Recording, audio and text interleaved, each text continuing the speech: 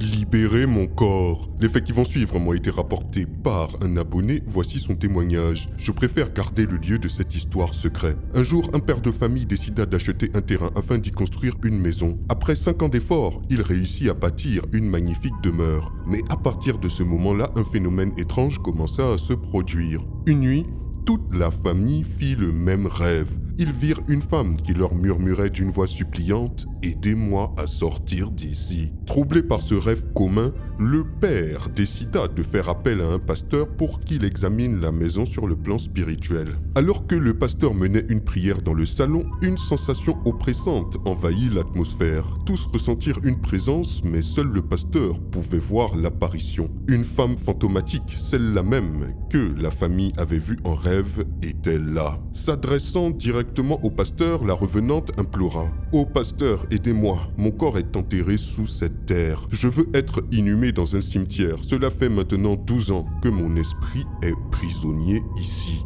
Saisi d'effroi, le pasteur lui demanda où elle reposait. D'un geste, elle lui indiqua un endroit précis. Aussitôt, le pasteur conseilla au père de famille de contacter les autorités. Lorsque la police arriva et creusa à l'endroit désigné, ils firent une découverte macabre. Le corps d'une femme y était enterré et à ses côtés, il y avait le squelette d'un chat. Après l'exhumation et l'enterrement digne de la défunte, les phénomènes paranormaux cessèrent, mais un détail glaçant subsistait. Le propriétaire du terrain avait mystérieusement disparu. Impossible de le retrouver ni de le joindre. La police le soupçonnait d'être à l'origine de ce crime rituel.